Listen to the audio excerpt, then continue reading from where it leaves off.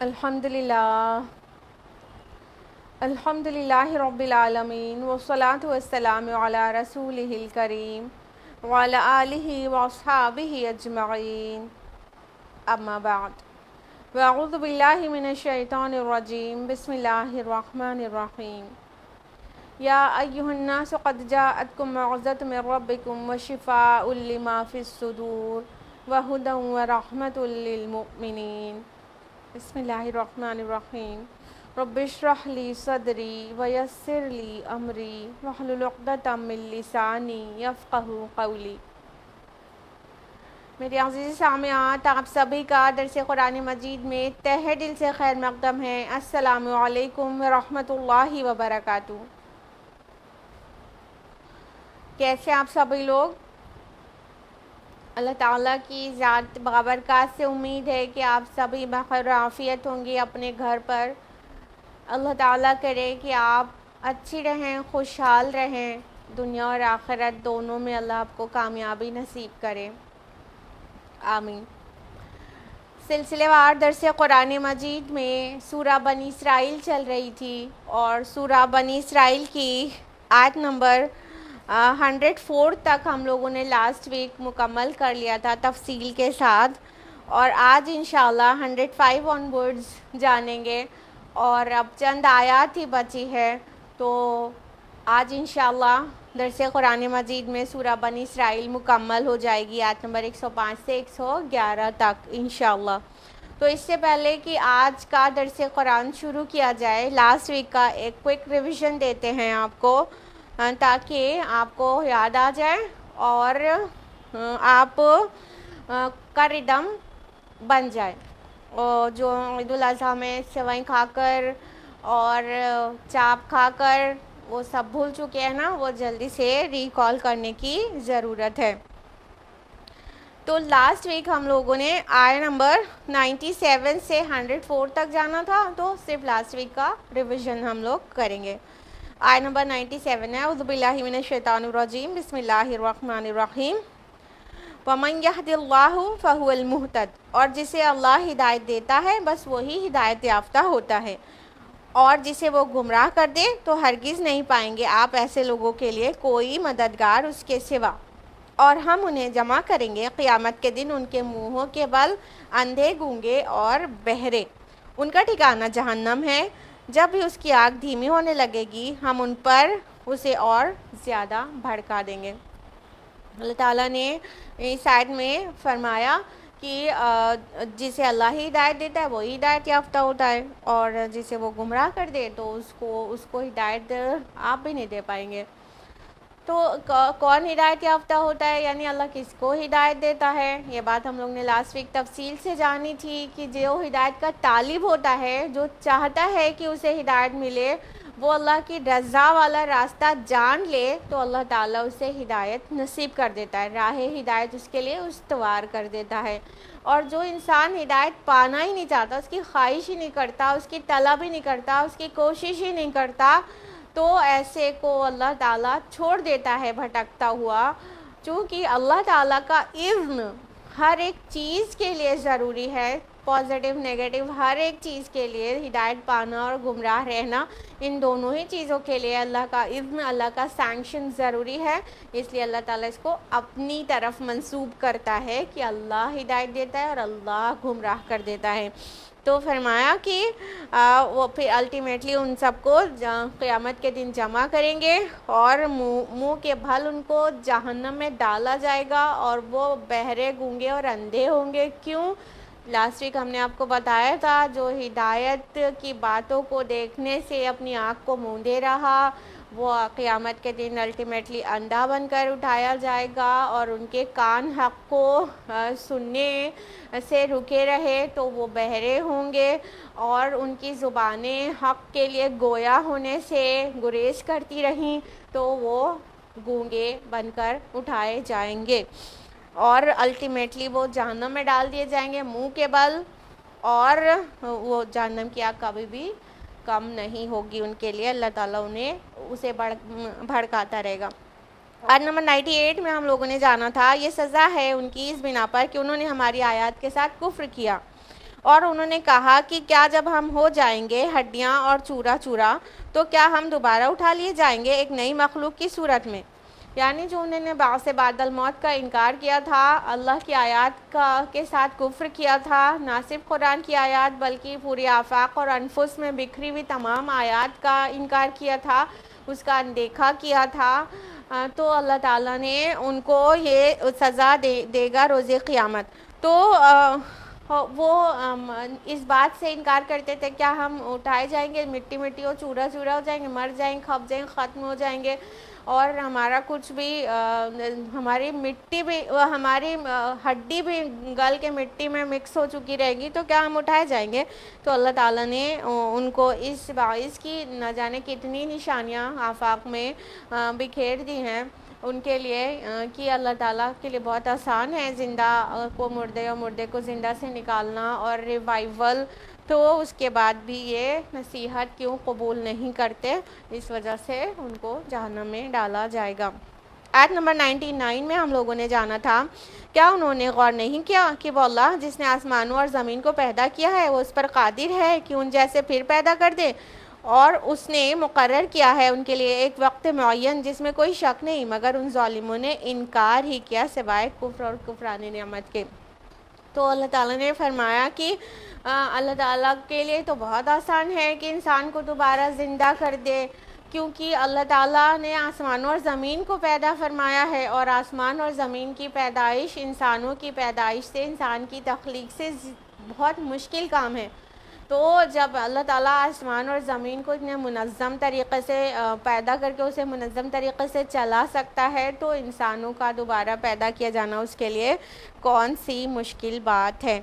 آیت نمبر 100 میں ہم لوگوں نے جانا تھا، آپ کہیے کہ اگر تمہیں اختیار ہوتا میرے رب کی رحمت کے خزانوں پر تب بھی تم ضرور روک رکھتے انہیں خرچ ہو جانے کے ڈر سے، اور انسان ہے ہی بہت تنگ دل۔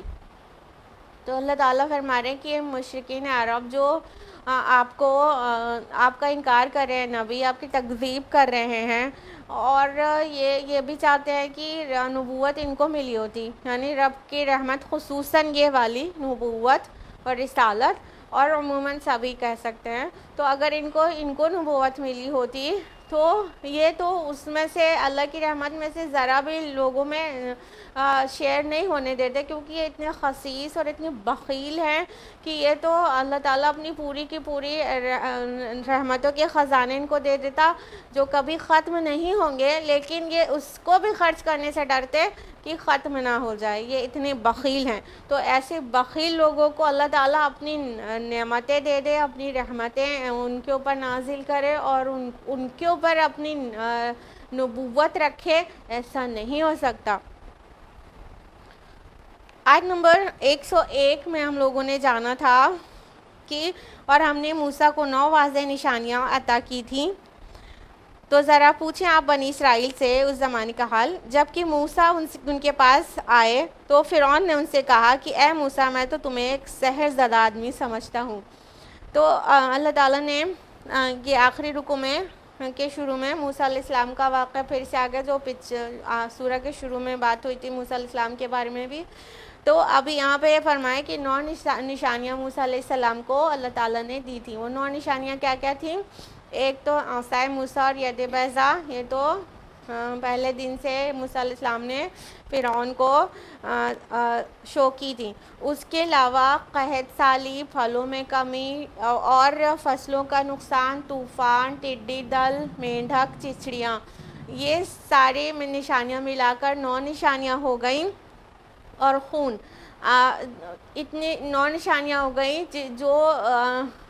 اللہ تعالیٰ کی طرف سے پلٹنے کے لیے نصیحت کے طور پر ان کے درمیان میں آئی تھی، لیکن انہوں نے اس کا انکار کیا۔ تو اللہ تعالیٰ کہہ رہے ہیں کہ ذرا بنی اسرائیل سے یہ جو آج مشرکین عرب بھی انکار کر رہے ہیں، تو یہ ذرا بنی اسرائیل سے جا کر پوچھ لیں کہ جب موسیٰ علیہ السلام آئے تھے ان کے پاس، فرعون کے پاس، تو انہوں نے کیا کہا تھا؟ اتنی نشانیاں دکھانے کے بعد بھی کیا کہا تھا فرعون نے؟ کہ یہ تو اس کو تو ہم سحر زدہ آدمی میں سمجھتا ہوں، اور یہی ایگزیکٹلی بہو یہی بات مشرکین مکہ نے رسول اللہ صلی اللہ علیہ وسلم کو کہی تھی، مسحور۔ آیت نمبر 102 میں ہم لوگوں نے جانا تھا کہ موسیٰ علیہ السلام نے کہا تجھے خوب معلوم ہے کہ نہیں نازل کیا ان نشانیوں کو مگر آسمان اور زمین کے رب نے آنکھیں کھول دینے کے لیے، اور اے فرعون میں تو تجھے ہلاکت زدہ آدمی دیکھتا ہوں، سمجھتا ہوں۔ تو موسیٰ علیہ السلام نے ترکی بہ ترکی جواب دیا کہ یہ تو اللہ تعالیٰ نے تم لوگوں کی نصیحت کے لیے نازل کیا ہے، لیکن تم نصیحت اخذ کرنے والے لگتے نہیں ہو، تو اب سمجھ لو اے فرعون کہ میں تو سمجھ گیا ہوں کہ تم بالکل ہلاک ہونے والے ہو، اور ایسا ہی ہوا۔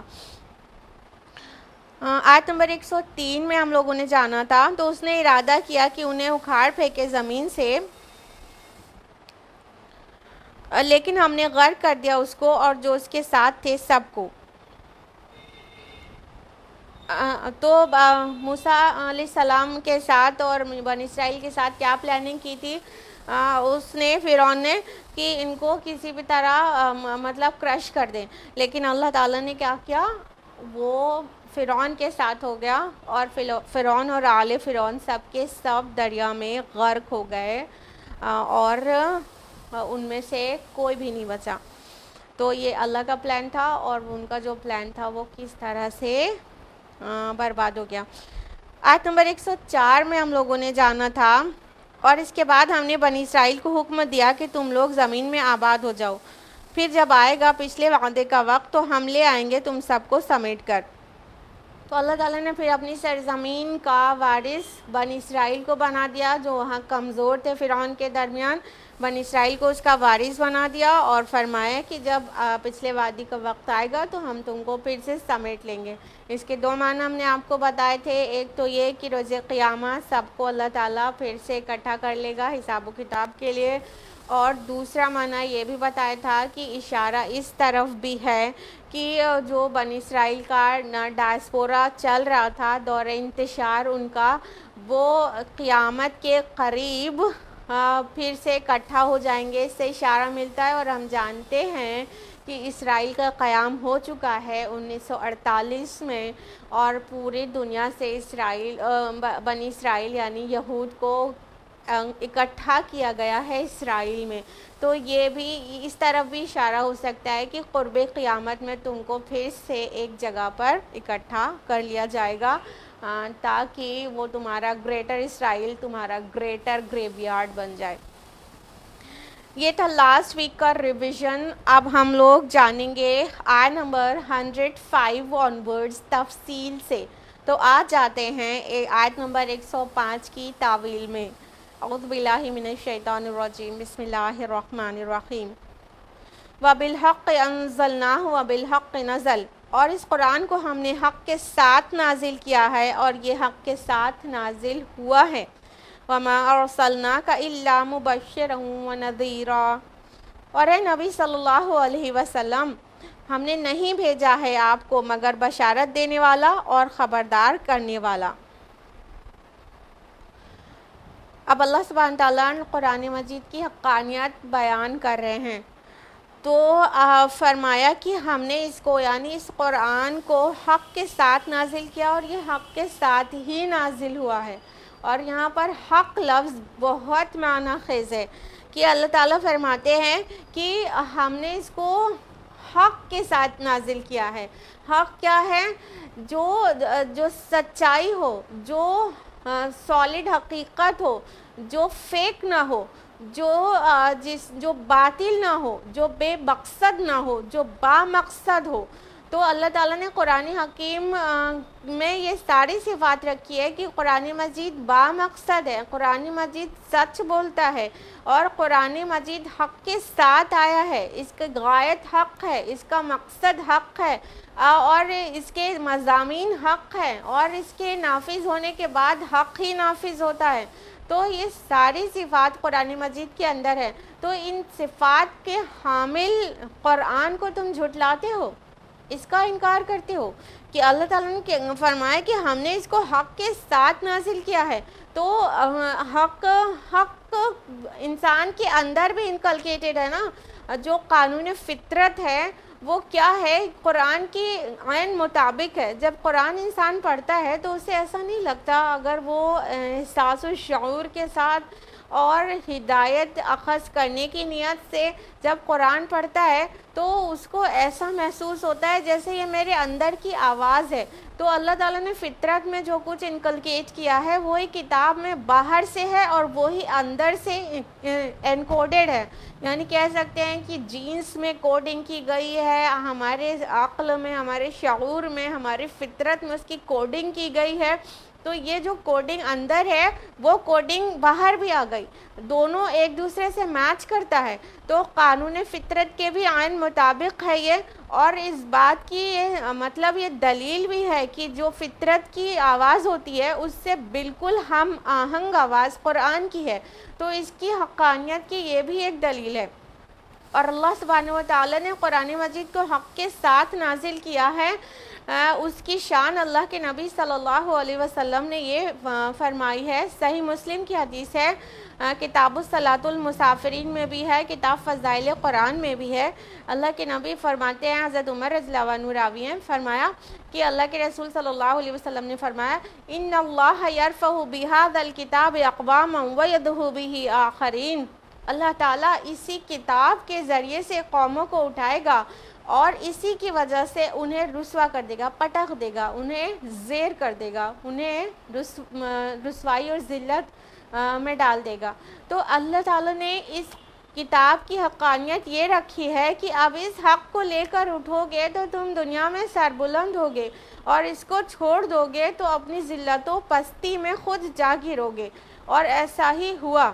کہ قرآن مجید کا حق لے کر رسول اللہ اور صحابہ اٹھے اور اس حق کو قائم کیا، تو الٹیمیٹلی پورے معاشرے میں امن پورے معاشرے میں پھیل گیا، اور ان لوگوں کو جو قرآن کے حامل تھے اور قرآن کے علمبردار تھے ان کو اللہ تعالیٰ نے عزت اور سربلندی نصیب کی۔ اور پھر اس کے بعد کے ادوار آئے، جیسے کہ آج کا دور ہے، لوگوں نے قرآن کو چھوڑ دیا، مسلمانوں نے قرآن کو پس پشت ڈال دیا، اس کو برکت کی غرض سے صرف پڑھتے ہیں،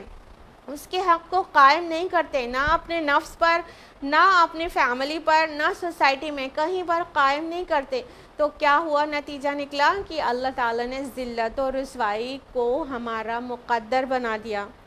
آج ساری دنیا میں مسلمان جو خوار ہو رہے ہیں اس کی ایک بہت بڑی وجہ اور سب سے بڑی وجہ، ٹاپ موسٹ ریزن یہی ہے کہ ہم نے قرآن کو چھوڑ دیا ہے۔ علامہ اقبال نے اس حدیث کو شعر میں اتارا ہے، وہ زمانے میں معزز تھے مسلمان ہو کر، اور تم خوار ہوئے تارک قرآن ہو کر۔ تو ہم نے اس حق کو چھوڑ دیا، ہم تارک قرآن بن گئے، تو کیا ہوا؟ ذلت و خواری ہم پر مسلط ہو گئی۔ ہم اپنے پرابلمز کا، ہم اپنے ایشوز کا ہر جگہ رونا روتے رہتے ہیں، لیکن ہم یہ کیوں نہیں سمجھتے کہ یہ ہمارے ساتھ کیوں ہوا ہے، کیوں ہم ذلیل و خوار ہو رہے ہیں، چاہے ہندوستان ہو، چاہے فلسطین ہو، اور چاہے سیریا ہو، اور چاہے چائنا ہو، اور چاہے پوری دنیا ہو۔ ہر جگہ جو ہماری رسوائی اور ذلت ہے اس کی سب سے اہم وجہ اور ٹاپ موسٹ جو وجہ ہے وہ ہے قرآن سے دوری۔ جب ہم اس حق کی طرف پلٹیں گے، اسے لے کر اٹھیں گے، اس کو قائم کریں گے، تو وہ ہمارا جو دور ہے، گولڈن پیریڈ جو گزر چکا ہے، وہ انشاءاللہ پھر آ جائے گا۔ تو اس حق کو ضرورت ہے سمجھنے کی اور اسے نافذ کرنے کی، اپنے نفوس پر اور سوسائٹی میں۔ تو اس طرح کریں گے تو انشاءاللہ قرآن مجید اپنا اثر دکھائے گا۔ اللہ تعالیٰ نے اپنے رسول صلی اللہ علیہ وسلم سے اس آیت میں فرمایا کہ ہم نے تو آپ کو صرف مبشر اور نذیر بنا کر بھیجا ہے، یعنی یہ لوگ اس قرآن جیسی بات کو جھٹلا رہے ہیں اور آپ کو جھٹلا رہے ہیں، تو آپ مت پریشان ہوئیے اے نبی، ہم نے تو آپ کو صرف خوشخبری دینے والا اور آگاہ کرنے والا بنا کر بھیجا ہے۔ گلیڈ ٹائیڈنگز دینا آپ کا کام ہے اور وارننگ دینا آپ کا کام ہے، میسج کو پہنچا دینا آپ کا کام ہے، اور خوشخبری اور ڈر سنا دینا آپ کا کام ہے۔ اس کے بعد آپ کی کوئی ذمہ داری نہیں، یہ نہیں مانیں گے تو اپنے کرتوتوں کا وبال آپ چکیں گے روز آخرہ، آپ کا کام ہے پہنچا دینا۔ تو رسول اللہ صلی اللہ علیہ وسلم کی یہ صفت کہ آپ مبشر تھے، نذیر تھے، قرآن کی بھی صفت ہے۔ قرآن بھی بشیر اور نذیر ہے، قرآن بھی لوگوں کو خوشخبری سناتا ہے اور آگاہ کرتا ہے۔ خوشخبری کن کو سناتا ہے؟ قرآن اور رسول اللہ صلی اللہ علیہ وسلم۔ آف کورس جو اس قرآن کی دعوت کو مان لے، جو اس کے مطابق اپنی زندگی کو ڈھالیں، ان کے لیے خوشخبریاں ہیں، اور جو اس کی دعوت کو نہ مانے، جو اس کے مطابق اپنی زندگی کو ڈھالنے کے لیے تیار نہ ہو، جو اس کی مخالفت کریں، جو اس کے احکام کو اپنے اوپر نافذ نہ کریں، جو اس کی نواہی کا ارتکاب کریں، ان کو آگاہ کرنے والا ہے، یہ وارنر ہے۔ رسول اللہ کی ذات بھی اور قرآن بھی کی وارننگ ہے ان کے لیے کہ وہ عذاب علیم سے دوچار ہونے والے ہیں عنقریب جہنم میں۔ اگلی آیت ہے آیت نمبر 106، وَقُرْآنًا فَرَقْنَاهُ لِتَقْرَأَهُ عَلَى النَّاسِ عَلَى مُكْثٍ، اور قرآن کو ہم نے ٹکڑے ٹکڑے کر کے نازل کیا ہے تاکہ آپ اسے لوگوں کو ٹھہر ٹھہر کر سنائیں۔ وَنَزَّلْنَاهُ تَنزِيلًا، اور ہم نے اس کو اتارا ہے تھوڑا تھوڑا کر کے۔ اصل میں یہ آیت مشرکین عرب کے ایک بہت بڑے اعتراض کا جواب ہے کہ وہ اعتراض کرتے تھے رسول اللہ صلی اللہ علیہ وسلم پر کہ آپ یہ تھوڑا تھوڑا کلام کیوں پیش کرتے ہیں، آپ تھوڑا تھوڑا کیوں قرآن پیش کرتے ہیں۔ اس سے پتہ چلتا ہے کہ یہ آپ اپنی طرف سے گڑھ کے لائے ہیں کہ جیسی ضرورت ہوتی ہے، جو سچویشن ہوتی ہے، جو حالات ہوتے ہیں، اس طرح سے آپ پیش کر دیتے ہیں اور کہتے ہیں کہ یہ اللہ کا کلام ہے۔ تو یہ رسول اللہ صلی اللہ علیہ وسلم پر بہت بڑا الزام تھا، اور یہ ان کو نہ ماننے کا ایک اعتراض درج کراتے تھے۔ تو اللہ تعالیٰ نے فرمایا کہ ہم نے اس کو تھوڑا تھوڑا ہم نے نازل کیا ہے، یعنی اللہ تعالیٰ فرما رہے یہ تھوڑا تھوڑا محمد صلی اللہ علیہ وسلم نہیں پیش کر رہے، یہ ان کا کلام نہیں ہے، بلکہ اس کو تھوڑا ہی تھوڑا کر کے ہم نے نازل کیا ہے تمہارے لیے، تاکہ تم کو ٹھہر ٹھہر کر سنائیں۔ تو انسان کے لیے ضروری ہے کہ اس کی تعلیم اور تربیت ایسے ہو جو ٹھہر ٹھہر کر ہو۔ تو قرآن کا مقصد صرف یہ نہیں ہے کہ پورا میسج ایک بار میں ڈیلیور کر دیا جائے اور وہ پورا کا پورا انسان ایک بار میں سمجھ جائے گا، نہیں، انسانی عقل میں نقص ہے، وہ اتنی سپیریئر نہیں ہے کسی کا بھی عقل کہ وہ ساری چیز ایک بار میں گراسپ کر لے۔ گراسپنگ پاور سلو ہے انسان کا، وہ دھیرے دھیرے چیزوں کو سمجھتا ہے۔ تو انسان کو یہ پرابلم ہے، لوگوں کو جو پیش کیا جانا تھا ان کو یہ پرابلم تھی کہ وہ سارا میسج ایک بار میں سمجھ نہیں سکتے تھے، اور ایک بار میں اس کو عمل کرنے میں ان کو آسانی نہیں ہوتی، دشواری ہوتی۔ تو اللہ تعالیٰ نے جستا جستا کر کے تھوڑا تھوڑا آہستہ آہستہ پارٹلی قرآن کو نازل کیا 23 ایئرز میں، اگر لیونر کیلنڈر سے دیکھیں، اور سولر کیلنڈر سے دیکھیں تو 22 ایئرز میں، 22 سال یا 23 سال میں قرآن نازل ہوا ہے۔ تو یہ تھوڑا تھوڑا قرآن جو نازل ہوا ہے وہ انسانوں کی آسانی کے لیے، اور قرآن کا جو مقصد ہے وہ صرف یہ ہی نہیں کہ اس کا میسج رسول اللہ لوگوں تک پہنچا دیتے بس، بلکہ رسول اللہ کی ایک اور ڈیوٹی تھی، وہ کیا کہ آپ کو جو کچھ بھی میسج تھا اس کو عمل کر کے دکھانا تھا، اس کو پریکٹس کر کے ڈیمانسٹریٹ کرنا تھا لوگوں کو کہ یہ جو آرڈرز ہیں اللہ تعالیٰ کے وہ اس طرح سے عمل میں لائے جانے ہیں۔ رسول اللہ صلی اللہ علیہ وسلم کی ذات مبارکہ کو اللہ تعالیٰ نے ہمارے اور آپ کے لیے اسوہ، نمونہ بنایا ہے، پیٹرن آف کنڈکٹ بنایا ہے۔ اللہ تعالیٰ نے فرمایا قرآن مجید میں سورہ احزاب سورہ نمبر 33 آیت نمبر 21 میں، لَقَدْ كَانَ لَكُمْ فِي رَسُولِ اللَّهِ أُسْوَةٌ حَسَنَةٌ، کہ آپ کے لیے بے شک اللہ کے رسول میں عمدہ نمونہ موجود ہے۔ یعنی رسول اللہ صلی اللہ علیہ وسلم کا کنڈکٹ ہمارے لیے پیٹرن آف کنڈکٹ ہے۔ تو کیسے رسول اللہ صلی اللہ علیہ وسلم ہمارے لیے نمونہ بنتے؟ اگر ایک دن میں پورا میسج بھیج دیا جاتا تو اس کو عمل کر کے کیسے دکھانا تھا؟ تو تھوڑا تھوڑا پیغام آیا تو رسول اللہ صلی اللہ علیہ وسلم نے تعلیم دی، تربیت دی، اور ساتھ میں عمل کر کے دکھایا اس کو کہ یہ آرڈر اس طرح سے امپلیمنٹ ہوتا ہے۔ جب کسی نے رسول اللہ صلی اللہ علیہ وسلم کے متعلق حضرت عائشہ رضی اللہ عنہا سے پوچھا کہ آپ کا اخلاق کیسا تھا، تو ام المومنین عائشہ رضی اللہ عنہا نے فرمایا کہ کیا تم نے قرآن نہیں پڑھا؟ آپ کا اخلاق تو عین قرآن تھا۔ یعنی رسول اللہ صلی اللہ علیہ وسلم نے قرآن کو جی کے دکھایا ہے۔ صرف میسج کو ڈیلیور کر دینا ہی انسانوں کی ہدایت کے لیے کافی نہیں ہے۔ آخر اس میں قرآن حکیم میں آپ دیکھ لیجئے کہ صلاح یعنی نماز کا ذکر بارہا آیا ہے، لیکن آپ پورے قرآن سے بھی صلاح کا جو طریقہ ہے اس کو کمپائل نہیں کر سکتے کہ کب قیام کرنا ہے، کب رکوع کرنا ہے، کب سجدہ کرنا ہے، 2 سجدے کرنے ہیں کہ 6 سجدے کرنے ہیں ایک رکعت میں، یہ قرآن سے آپ نہیں نکال سکتے۔ یہ ہمیں کہاں سے پتہ چلا؟ ہمیں ہمارے پیارے نبی صلی اللہ علیہ وسلم کے عمل سے پتہ چلا۔ تو اس طرح بہت سارے کام سب رسول اللہ صلی اللہ علیہ وسلم نے پریکٹس کر کے دکھایا ہے، تو ہمارے لیے نمونہ بنانا۔ تو اللہ تعالیٰ نے اگر پورا قرآن ایک بار میں نازل کر دیا ہوتا تو نہ ہی ان کو عمل کر کے ایک بار میں دکھانا آسان ہوتا، اور نہ ہی سننے والا اور سیکھنے والا ایک بار میں پورا سیکھ پاتا۔ تو قرآن مجید کو اللہ تعالیٰ نے تھوڑا تھوڑا کر کے نازل کیا تاکہ انسانیت کے لیے آسانی ہو، وہ تھوڑا تھوڑا کر کے وہ تعلیم اور تربیت حاصل کر سکے۔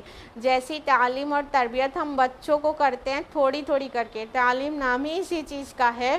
کہ تھوڑا تھوڑا علم دیا جائے، اور تربیت بھی گریجول پروسیس ہے۔ ٹریننگ کوئی ون ٹائم پروسیس تو ہے نہیں، یہ گریجول پروسیس ہے نا۔ تو بچوں کو بھی اگر ہم ساری بات ماں ایک پوری کی پوری تربیت ایک دن میں بیٹھا کے دے دے، ایسا ہو سکتا ہے کیا؟ یا ٹیچر پورا علم ایک دن میں بچے کو دے دے، ایسا پاسبل ہے کیا؟ Of course not. تو یہ اس سے ہمیں پتہ چلتا ہے کہ تعلیم اور تربیت گریجول پروسیس ہے۔ تو یہ گریجولی آیا ہے قرآن تاکہ اس کی تعلیم اور تربیت آسان ہو سکے اور انسانیت کو گراسپ کرنا آسان ہو۔ اگلی آیت ہے آیت نمبر 107۔ قُلْ آمِنُوا بِهِ أَوْ لَا تُؤْمِنُوا، آپ کہہ دیجئے کہ تم اس پر ایمان لاؤ یا نہ لاؤ۔ إِنَّ الَّذِينَ أُوتُوا الْعِلْمَ مِنْ قَبْلِهِ إِذَا يُتْلَىٰ عَلَيْهِمْ يَخِرُّونَ لِلْأَذْقَانِ سُجَّدًا، یقیناً وہ لوگ جنہیں اس سے پہلے علم دیا تھا، یہ جب اس قرآن کو پڑھ کر ان کو سنایا جاتا تو اپنی ٹھوڑیوں کے بل سجدے میں گر پڑتے ہیں۔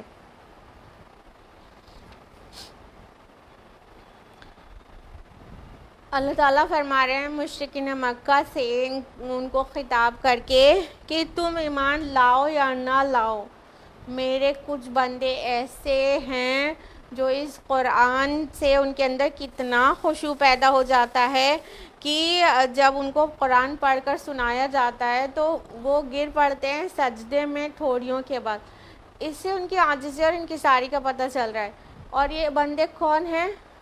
ہیں؟ یہ اہل کتاب کے کچھ بندے ہیں اللہ کے، جو کہ قرآن پر اور رسول اللہ پر ایمان لائے۔ اور ہم جانتے ہیں کہ یہود میں سے بہت تھوڑے لوگ ہیں اور نصارہ ہیں، تو کچھ لوگ ایسے بے شک تھے، یہود میں بہت کم تھے جن میں سے عبداللہ بن سلام کا نام پیش ہے، لیکن تھے۔ اور نصارہ کے بھی کچھ لوگ تھے جب ان کو قرآن پیش کیا گیا تو وہ اس کو پہچان گئے کہ یہ اللہ کا کلام ہے، اور شکر کا سجدے میں گر گئے۔ اور یہاں یہ نہیں کہا گیا کہ وہ سجدہ کرتے ہیں، بلکہ یہ کہا گیا کہ وہ اپنی ٹھوڑیوں کے بل سجدے میں گر جاتے ہیں، یعنی ان کی ہیوملٹی کا پتہ چل رہا ہے اور ان کے شکر کا پتہ چل رہا ہے اور ان کے جذبہ تشکر کا پتہ چل رہا ہے کہ کس قدر اس کلام کے لیے ان کے اندر، ان کے دل کو اس نے کتنا نرم کر دیا اور وہ کتنا شکر سے بھر گئے تو اپنے رب کے آگے سجدے میں گر جاتے ہیں۔ تو یہ علماء یہود اور علماء نصارہ کی طرف اشارہ ہے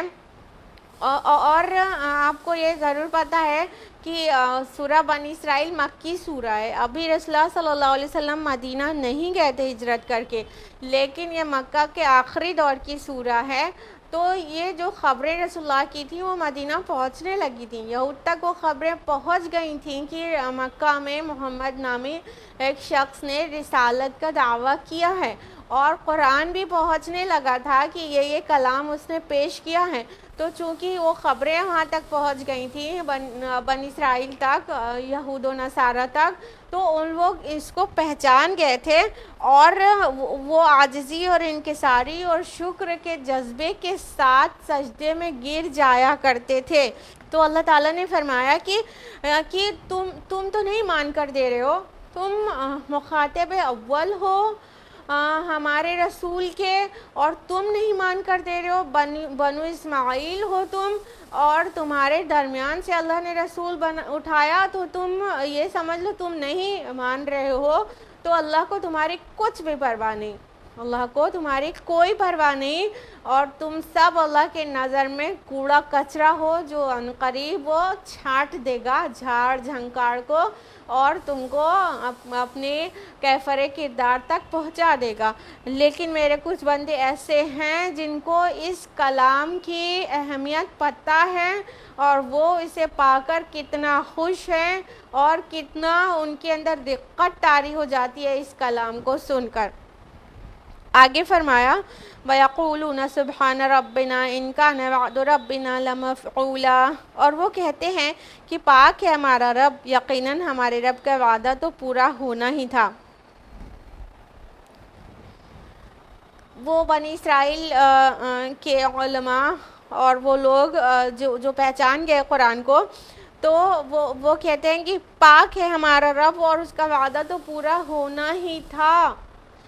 یہ کس وعدے کی بات ہو رہی ہے؟ یہ اس وعدے کی بات ہو رہی ہے جو انہوں نے اپنی کتاب تورات میں پڑھ رکھا تھا کہ ایک نبی آخر الزماں آئیں گے اور ان پر رسالت تمام ہوگی، اور وہ سو اینڈ سو ایٹریبیوٹس کے حامل ہوں گے، اور وہ عنقریب آنے والے ہیں. وہ پروفیسی انہوں نے پڑھ رکھی تھی تورات میں، اور نہ صرف یہ پروفیسی ان کے ٹائم تک تھی، بلکہ الحمدللہ یہ پروفیسی آج بھی تورات میں موجود ہے. یعنی بائبل کا اولڈ ٹیسٹمنٹ آپ اگر پڑھیں تو اس میں آپ کو ملے گا book of Deuteronomy chapter number 18 verse number 18 میں کہ اللہ تعالیٰ فرماتے ہیں موسیٰ علیہ السلام سے I will raise them up a prophet among their brethren like unto thee, and I'll put my words in his mouth, and he shall speak unto them all that I'll command him. God Almighty کہتے ہیں Moses piece be upon him سے، موسیٰ علیہ السلام سے، کہ میں تمہارے درمیان تمہاری برادری میں سے ایک رسول بھیجوں گا تمہاری طرح کا. اللہ تعالیٰ کہتے ہیں تمہاری طرح کا ایک رسول بھیجوں گا، اور میں اپنا کلام اس کے منہ میں ڈالوں گا، اور وہ وہی چیز دہرائے گا جو میں اسے حکم دوں گا، جو میں اسے سکھاؤں گا. تو یہ جو پروفیسی ہے وہ رسول اللہ صلی اللہ علیہ وسلم پر بالکل فٹ ہوتی ہے. تو وہ منتظر تھے کہ ایک رسول آئے گا اور موسیٰ علیہ السلام کے رشتہ داروں میں سے ہوگا، اور ہم جانتے ہیں کہ موسیٰ علیہ السلام بنی اسرائیل تھے اور بنو اسماعیل ان کے بھائی ہی تو ہوئے. تو اس طرح سے رسول اللہ صلی اللہ علیہ وسلم بنو اسماعیل سے آئے. تو رسول اللہ صلی اللہ علیہ وسلم کا ان کو انتظار تھا. اور وہ جب اوس اور خزرج سے جھگڑا ہوتا تھا اور جب دوسرے قبائل سے ان کی لڑائی ہوتی تھی تو وہ شیخی میں کہتے تھے کہ تم کر لو ابھی اپنی جتنی دکھانا ہے، اور ہمارے درمیان ایک رسول آنے والا ہے، اور اس کے آنے کے دن اب بہت قریب ہیں، جب وہ آ جائے گا نا تو ہم اس کے ساتھ مل کر تم سے لڑیں گے. مطلب وہ منتظر تھے بے چینی کے ساتھ کہ ایک نبی آخر الزماں آنے والا ہے، اور اس کے آنے کے دن اب قریب ہیں. علماء یہود کو پتہ تھا، تو وہ ان کا انتظار کر رہے تھے رسول اللہ صلی اللہ علیہ وسلم کا. تو جیسے ہی ان کو قرآن پیش کیا گیا انہوں نے پہچان لیا کہ یہ اللہ ہی کا کلام ہو سکتا ہے، اور رسول اللہ صلی اللہ علیہ وسلم کی جو صفات انہوں نے جانی تو انہوں نے پہچان لیا کہ جو ہماری کتابوں میں پروفیسی ہے وہ اسی رسول کے متعلق ہے اور وہ رسول ظاہر ہو چکا ہے، تو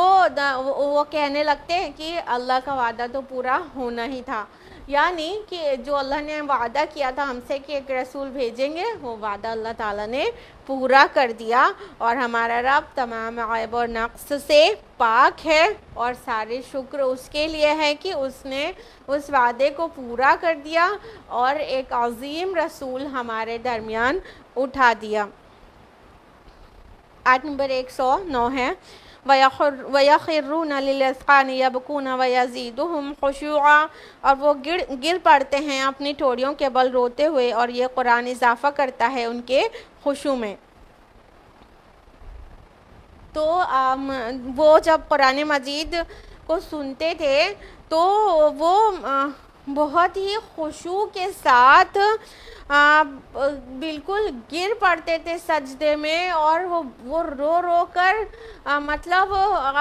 برے حال کر لیتے تھے اپنا، اتنا شکر ان کو محسوس ہوتا تھا کہ اللہ تعالیٰ نے اس قرآن کو ہماری زندگی میں ہم کو نصیب کر دیا۔ تو یہ ان کی جو مطلب ان کا پوری منظر کشی کر دی گئی ہے کہ جو یہود کے کچھ علماء ہی صحیح، کچھ لوگ ہی صحیح، نصارہ کے کچھ لوگ ہی صحیح، نصارہ کمپیریٹیولی زیادہ لوگ ایمان لائے تھے اور یہود بہت ہی کم ایمان لائے تھے، تو وہ کچھ لوگ ہی صحیح، لیکن قرآن مجید سے ان کو یہ ملا تھا، قرآن مجید سے وہ اتنا زیادہ خوش ہو گئے تھے، تو اللہ تعالیٰ نے ان کی تعریف بیان کی، اور نہ صرف یہ تعریف اور یہ ان کے کردار کی عکاسی نہ صرف یہاں پر ہے بلکہ قرآن کے اور مقامات پر بھی ہے کہ وہ کس طرح سے قرآن مجید پا کر کتنا زیادہ خوش ہو گئے تھے، تو ان کے خشوع میں اضافہ ہوا، اس قرآن نے ان کو خشوع کو بڑھا دیا اور وہ اللہ کی طرف ایک دم پلٹ گئے اور اس پر ایمان لے آئے، تو اللہ تعالیٰ نے ان کی تحسین کی، اور ان کے جو یہ عمل تھا کہ حق کو قبول کیا، اس کو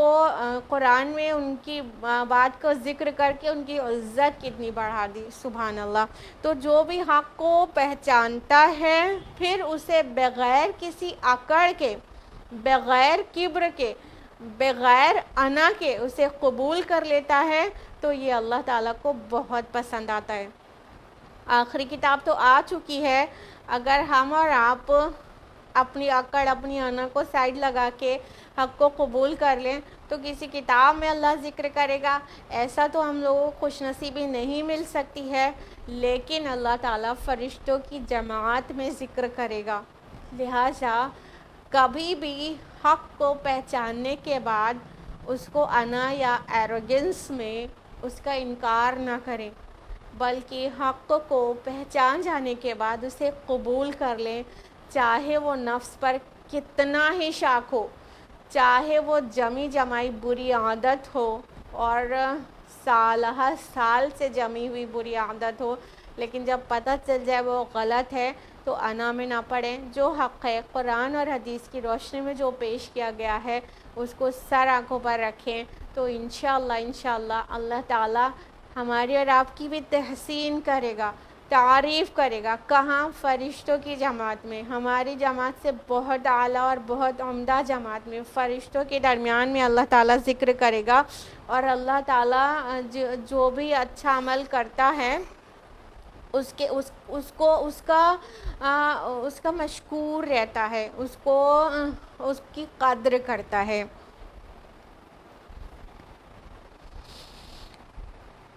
آیت نمبر 110 ہے اور بہت عظیم آیت ہے۔ قُلِ ادعوا اللَّهَ اَوِ ادعوا الرَّحْمَٰنَ، آپ کہہ دیجئے تم اللہ کہہ کر پکارو یا رحمان کہہ کر، اَيَّمَّا تَدْعُوا فَلَهُ الْأَسْمَاءُ الْحُسْنَىٰ، جس نام سے بھی تم پکارو سب اچھے نام اسی کے ہیں۔ وَلَا تَجْهَرْ بِصَلَاتِكَ وَلَا تُخَافِتْ بِهَا وَابْتَغِ بَيْنَ ذَلِكَ سَبِيلًا، اور مت بلند آواز کرو اپنی نماز میں اور نہ بہت پست رکھو اس میں، بلکہ اس کے درمیان روش اختیار کرو۔ اب اللہ سبحانہ تعالیٰ فرما رہے اللہ کہہ کر پکارو یا رحمان کہہ کر، سارے اچھے اچھے نام اسماء حسنہ اللہ ہی کے ہیں۔ اصل میں مشرکین عرب کا یہ بھی ایک اعتراض تھا کہ تم رحمان رحمان نام سے کیا پکارتے ہو۔ ان کو رحمان نام سے بڑی پرابلم تھی، اور وہ اللہ نام سے تو اللہ کو جانتے اور پکارتے تھے، لیکن رحمان نام سے بہت بدکتے تھے، نہیں پہچانتے تھے رحمان نام۔ اور یہود کیا رحمان ورڈ زیادہ معروف تھا،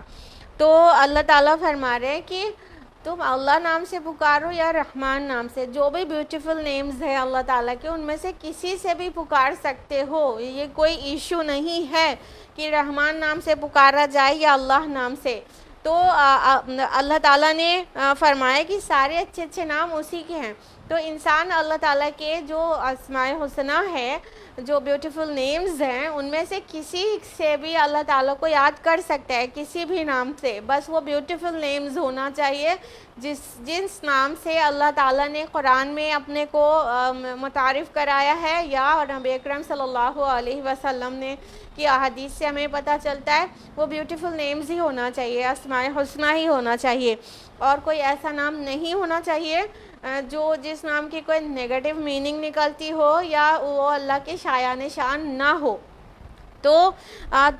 ان میں سے کسی نام سے بھی اللہ تعالیٰ کو پکار سکتے ہیں۔ تو ان کے اعتراض کا جواب دیا گیا کہ تم مطلب جو کہتے تھے کہ تم رحمان کیوں کہتے ہو، اللہ کیوں نہیں کہتے ہو، تو اللہ تعالیٰ کہتے ہیں کہ اللہ بھی کہہ سکتے ہو، رحمان بھی کہہ سکتے ہو، رحیم بھی کہہ سکتے ہو، المالک القدوس السلام المؤمن المہیمن، ان میں سے کوئی بھی نام سے پکارا جا سکتا ہے اللہ تعالیٰ کو، اور یہ سارے اچھے نام اسی کے ہیں، اور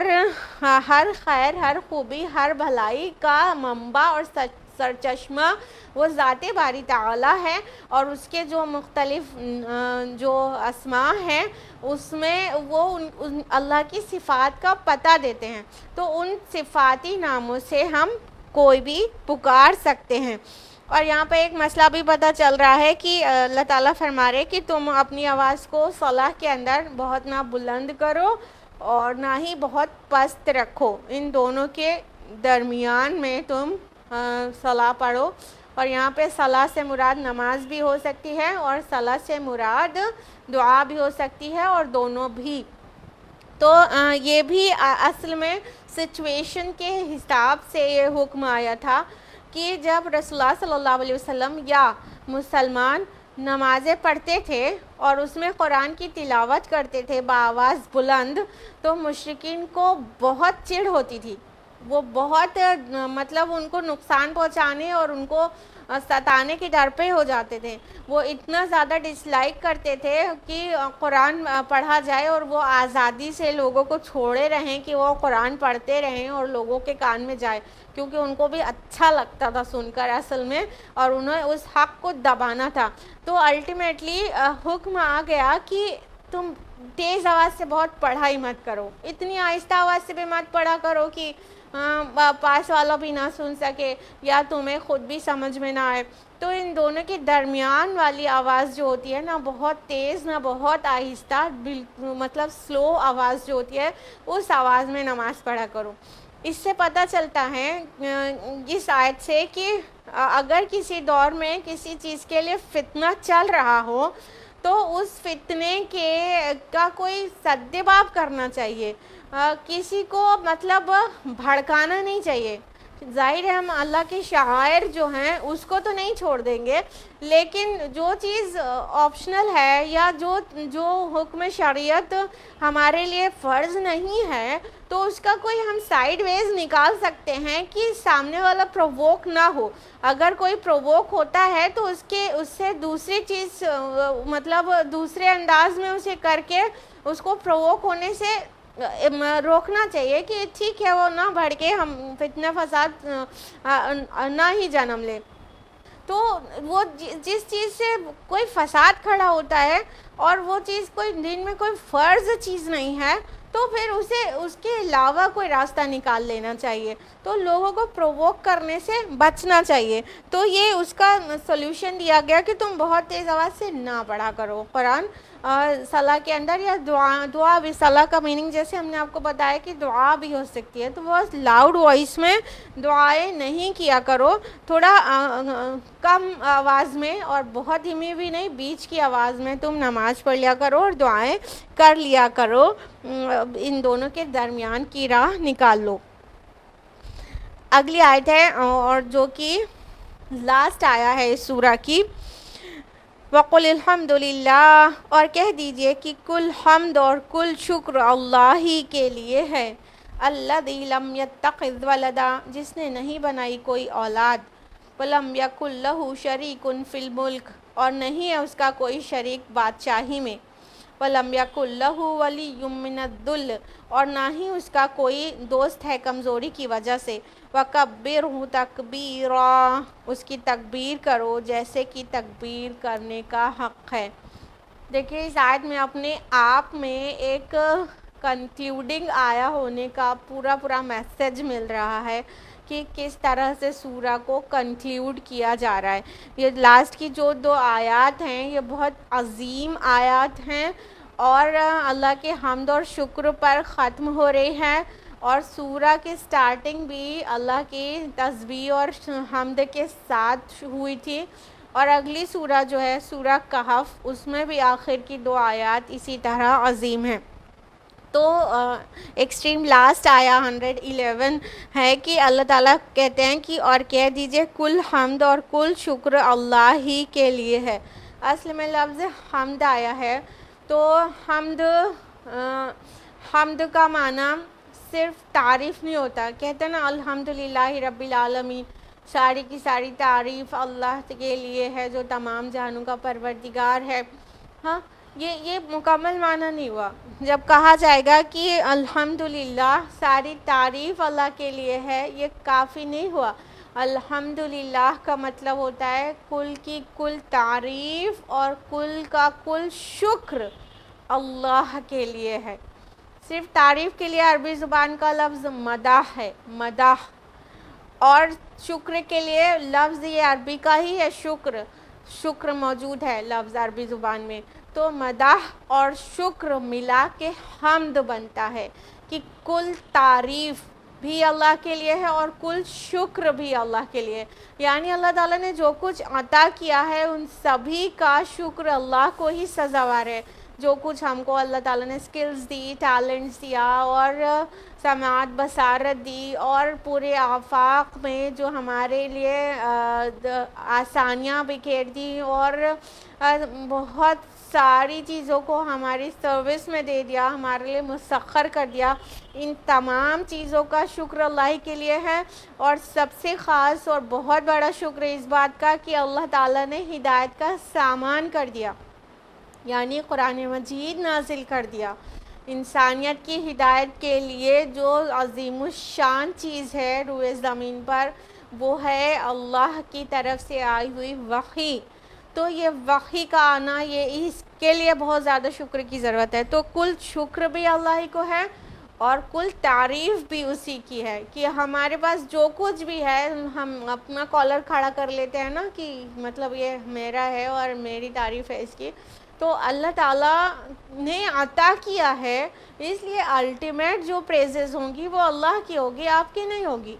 اللہ تعالیٰ جب چاہے اسے چھین لے، پھر کس بات کی تعریف آپ کی رہ جائے گی. ہاں، تو یہ جو بھی اللہ نے عطا کیا ہے، جو بھی اس میں بیوٹی ہے، جو بھی قابل تعریف ہے، جو بھی چیزیں، چاہے وہ آپ کی خوبصورتی ہو، چاہے وہ آپ کے اخلاق کی خوبصورتی ہو، چاہے وہ آپ کے پاس جو دولت ہے وہ ہو، چاہے وہ آپ کا شاندار بنگلو ہو، چاہے آپ کی مرسیڈیز کار ہو، وہ سب کی تعریف اور شکر اللہ ہی کو سزاوار ہے. وہ اللہ کی عطائی ہے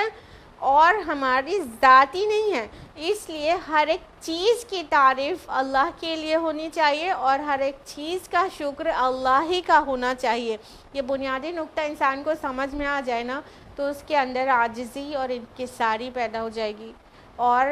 نعمتوں پر اس کے اندر اکڑ کبھی نہیں آئے گی کہ یہ تو میرے رب کی چیزیں ہیں جو اس نے عطا کی ہے، لہٰذا ہم پلٹے اسی کی طرف حمد اور شکر کے ساتھ۔ اب اس کی صفات بیان ہو رہی ہے سملر ٹو سورہ اخلاص۔ فرمایا کہ جس نے نہیں بنائی ہے کوئی اولاد، یعنی اللہ تعالیٰ کے کوئی اولاد نہیں ہے، جس کو ہم لوگ سورہ اخلاص میں کہتے ہیں لم یلد ولم یولد، نہ کسی سے جنا نہ کسی کو جنا، تو اللہ تعالیٰ کی کوئی اولاد نہیں ہے۔ تو اس بات کو بتانے کا کیا مقصد ہے؟ اگر آپ غور کریں کہ اولاد کی انسان کو کیا ضرورت ہے، تو آپ کو پتہ چلے گا کہ یہ انسانی کمزوری ہے، بشری کمزوری ہے جو کہ اسے اولاد کے احتیاج پیدا کرتی ہے۔ یعنی انسان چاہتا ہے کہ میرے بڑھاپے کی ایک لاٹھی ہو، جب میں بوڑھا ہو جاؤں تو میرے لیے مطلب کوئی سروس میں ہو۔ تو انسان کو بوڑھا ہونے، کمزور ہونے کا ڈر ہے، اسے ضعف لگے گا، تو اس کو اپنے بڑھاپے کی لاٹھی چاہیے، تو وہ ہے اولاد۔ اللہ تعالیٰ کو کوئی ضعف نہیں ہوگا، اللہ تعالیٰ ہر احتیاج سے پاک ہے، اللہ تعالیٰ الصمد ہے، وہ ایبسلیوٹ ہے، وہ اس کو کسی کی ضرورت نہیں ہے بلکہ سب کو اس کی ضرورت ہے۔ تو اولاد اس کو رکھنے کی کیا ضرورت ہے جب پوری کائنات کی ہر ایک چیز اس نے تخلیق کی ہے اور سب اس کے قبضے قدرت میں ہے، اور نہ ہی اسے کبھی بڑھاپا آئے گا اور نہ ہی کوئی کمزوری لاحق ہوگی اور نہ ہی کسی کی کوئی ضرورت پڑے گی، تو پھر اولاد کا اس کو کیا کام ہے؟ تو اللہ تعالیٰ فرماتے ہیں اللہ تعالیٰ کی کوئی اولاد نہیں ہے، اس نے کوئی اپنی اولاد نہیں رکھی۔ یعنی یہ نصارہ کی طرف اشارہ ہے جو کہتے ہیں کہ مسیح علیہ السلام اللہ کے بیٹے ہیں، نعوذ باللہ، اور وہ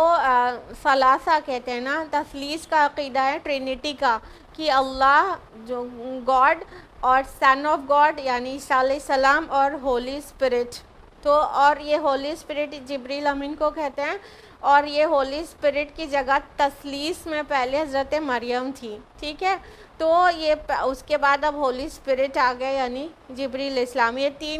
تینوں کو خدا کا درجہ دیتے ہیں اور خدا کو تین میں کا ایک کہتے ہیں۔ تو اللہ تعالیٰ نے کہا کہ نہیں، اس نے کوئی اولاد نہیں رکھی ہے، یعنی مسیح علیہ السلام اللہ کے بیٹے نہیں ہیں، اللہ کے روح ہیں وہ، اور اللہ کے پیغمبر ہیں، اللہ کے رسول ہیں، تو اللہ نے تو کوئی اولاد نہیں رکھی ہے۔ اور فرمایا کہ اور نہیں ہے اس کا کوئی شریک بادشاہی میں، تو جو کل کی کل بادشاہی ہے وہ اسی کی ہے، اس میں کوئی ساجی نہیں ہے، کوئی بھی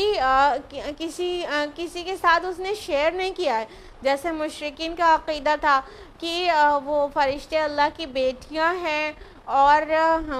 جو بزرگ جو اسٹیچوز وہ بنائے ہوئے تھے، جو بت وہ رکھے ہوئے تھے خانہ کعبہ میں، تو وہ کہتے تھے کہ یہ ہمارے سفارشی ہیں اللہ کے ہاں، اور اللہ نے انہیں اختیارات دے رکھا ہے، اور یہ فنڈا تو بہت سارے کئی مذاہب میں ہے کہ یہ سب وہاں پر سفارش کریں گے۔ تو اللہ تعالیٰ فرما رہے کہ نہیں، اس کا کوئی شریک نہیں ہے بادشاہی میں، اس نے اپنی بادشاہت کو ٹکڑوں میں تقسیم نہیں کیا ہے کہ وہ چلا نہیں پا رہا تھا تو ان لوگوں سے کنڈکٹ کرانے کے لیے چھوٹے چھوٹے خدا بنا ڈالے، تو وہ چھوٹے چھوٹے خدا وہ چلا رہے ہیں پوری بادشاہت کو، اور وہ صرف بڑا خدا ہے، ایسا نہیں ہے، بلکہ اللہ تعالیٰ کی بادشاہی میں کوئی بھی شریک نہیں ہے، کیونکہ وہ اکیلے پوری کائنات کو کنڈکٹ کرنے میں اور اس کا نظام مینٹین رکھنے میں اور اس کو نظم و ضبط کے ساتھ چلانے کے لیے بہت کافی ہے، اور بہت زیادہ اللہ تعالیٰ قوت والا ہے اور زبردست ہے، العزیز ہے، القادر ہے، اس کی یہ شان ہے کہ وہ سب پر قدرت رکھتا ہے اور زبردست ہے، اور بادشاہت میں اس کا کوئی شریک ہونے کی ضرورت نہیں ہے، وہ اکیلے پوری کائنات کی بادشاہت کو چلا سکتا ہے۔ اور فرمایا کہ نہ ہی اس کا کوئی دوست ہے کمزوری کی وجہ سے، یعنی انسان جو دوست بناتا ہے نا، تو آپ غور کریں تو پتہ چلے گا کہ وہ دوستوں کی بھی انسان کو احتیاج ہے، ان کی بھی ریکوائرمنٹ ہے، نیڈ ہے کیا، کہ جب ہمارا برا وقت آئے گا یا کوئی پرابلم ہوگی آڑے وقت میں دوست کام آئے گا، وہ ہماری مدد کرے گا۔ کئی بار تو انسان اپنے دوستوں کی ایسی بیجا بات بھی مان لیتا ہے جو بالکل بیس لیس ہوتی ہیں یا بالکل غلط ہوتی ہے، یا